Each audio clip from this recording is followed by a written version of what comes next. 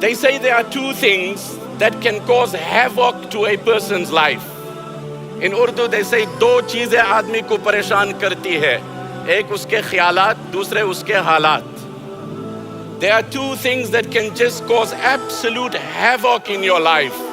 One are your thoughts, and the second are your circumstances. And nowadays people have long showers, so they have extended thoughts. The shower is running, and I had this thought in the shower, and often it leads to insomnia. कहते हैं ना, ये नींद भी क्या गजब की चीज है, आ जाए तो कुछ चीजें बुला देती है और न आए तो कुछ चीजें याद दिला देती है. Sleep is a very strange thing. If you get it, it helps you to forget, and if you don't sleep, it helps you to remember. The Arabic poet said, سهرت عيون ونامت أعين في أمور تكون أو لا تكون فادرأ الهم عن النفس فحملانك الهموم جنون إن ربا كفاك بالأمس ما كان سيكفيك في غد ما يكون.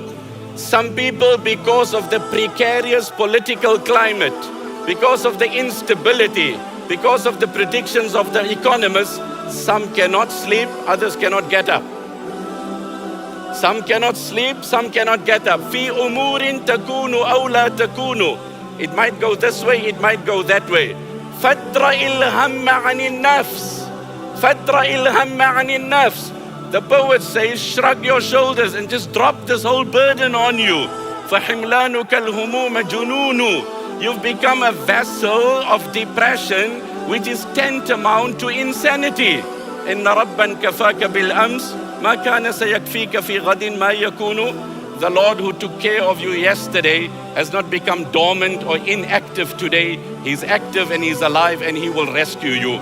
So the first cause of our depression today in the world is overthinking. In English they say, control your thoughts, it might break into words. Control your thoughts, it might break into words. Overthinking is the biggest cause of depression.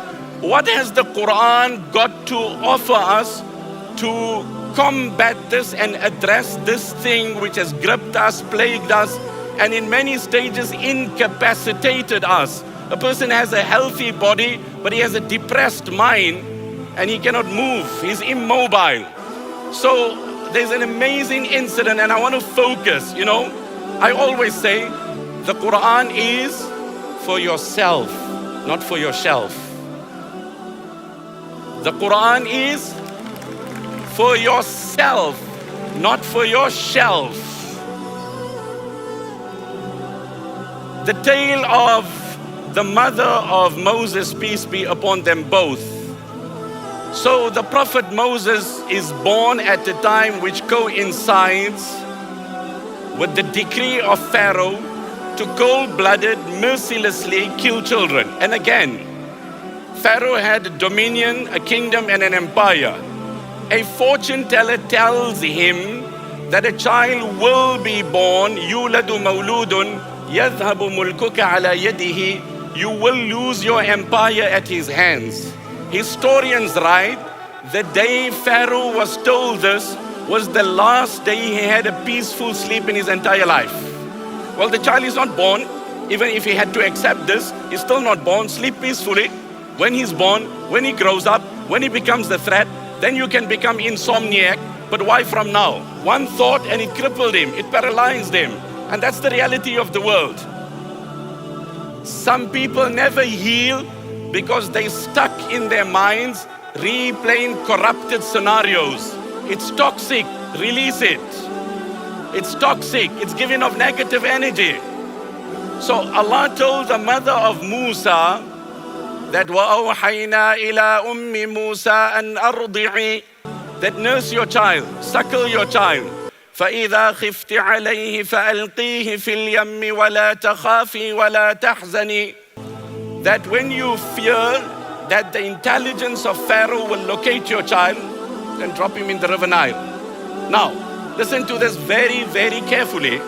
Then Allah categorically, explicitly, unequivocally says to the mother of Moses, La takhafi wa la tahzani, don't fear, don't grieve. That's a categoric, explicit prohibition. The scholars of tafsir raise a question: how do we reconcile this prohibition of the Quran against the verse of the Quran, لا يكلف الله نفسا إلا وسعها, that Allah does not task a soul beyond his or her capacity. No human grieves by choice. Nobody is afraid by choice. You know, like, okay, I'm deciding to be sad. I think I'll be a bit anxious. No, you gripped by fear. You gripped by grief. Yet Allah says, don't fear, don't grieve. So how do you reconcile? And this is a mother dropping her child. And this is the psychology of the Quran. And that is why I say it is a book of solace. The scholars tell us the answer to this is, when Allah told the mother of Musa, don't grieve, don't fear, when both these emotions are non-voluntary, they overwhelm you, they overpower you, they grip you.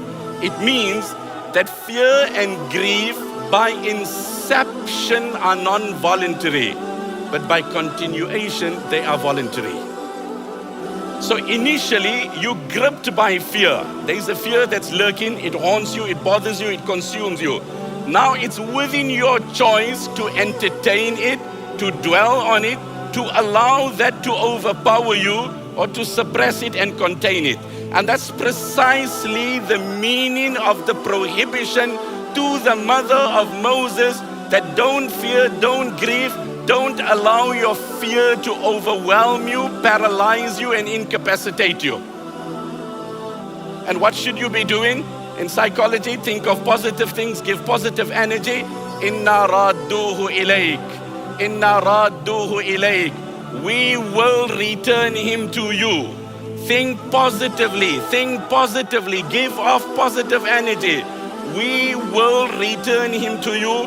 وَجَعِلُوهُ مِنَ الْمُرْسَلِينَ. And this toddler, this infant that is sailing in the river Nile will grow, will evolve, will mature, and will become one of the greatest prophets in the galaxy of Anbiya on the day of Qiyamah, in this world itself. So the first message is that the Quran teaches us that this negative thoughts, we need to actively suppress it and contain it, and not dwell on it, allowing it us to consume us and overpower us. That's the message, and that's what we need to actively do. They say every time, psychologists tell us, every time you recall a negative event of the past, your body produces the same chemicals it produced at the time of the event. That means you relive the trauma of that incident 1,000 times simply because you did not let it go. Simply because you did not let it go. What they say, जब हम छोटे थे तो बातें भूल जाते थे, तो लोग हमें कहते थे याद रखना सीखो.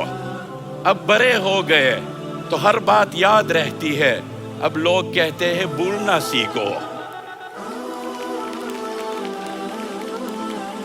जब हम छोटे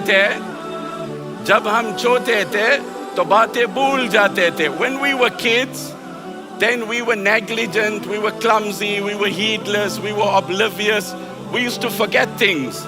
Then people told us, you need to be matured, you need to be methodical, you need to be circumspect, you need to be calculated, you need to register, you need to commit it to memory. So then we grew and we evolved, and now we remember everything. Now people tell us, learn to forget. Learn to forget. How much are you going to remember? Drop it, let it go. So what's the first message? The first thing that paralyzes us is our negative thoughts. The Quran teaches us, suppress it. We have a choice. We don't have a choice when the thought enters us, but we surely have a thought to entertain it, suppress it, or contain it. And let me develop on that. There's a profound hadith of the Prophet ﷺ, and we're living in a world of intellectual apostasy. We're living in a world where this is a reality on the ground. So the Prophet ﷺ says, يَأْتِي الشَّيْطَانُ أَحَدَكُمْ. The devil comes to you and he whispers in your ear. And he says, مَنْ خَلَقَ كَذَا وَمَنْ خَلَقَ كَذَا. Who created the sky? And you say Allah. And he says, who created the earth? And you say Allah. And then he says, who created the mountain? And you say, Allah. Then he comes to you and you say, وَمَنْ خَلَقَ رَبَّكَ? And who created your Lord? This is a categoric hadith of the Prophet ﷺ. So he starts off, who created the skies? You respond. The earth, you respond. The mountains, you respond. And gradually he makes a niche and an opening and an infiltration and an indoctrination. And then he whispers in you, who created your Lord? فَإِذَا بَلَغَهُ فَلْيَسْتَعِذْ بِاللَّهِ وَلْيَنْتَهِ. When you see that thought set into your mind, then immediately seek refuge in Allah and desist from focusing on such a thought. فَلْيَنْتَهِ. The scholars say desist. You cannot desist from the whisper because that's outside your control. That's how it's going to plague you and rock you and create anxiousness in you. But desist on magnifying it. Don't entertain it. Don't give it prominence.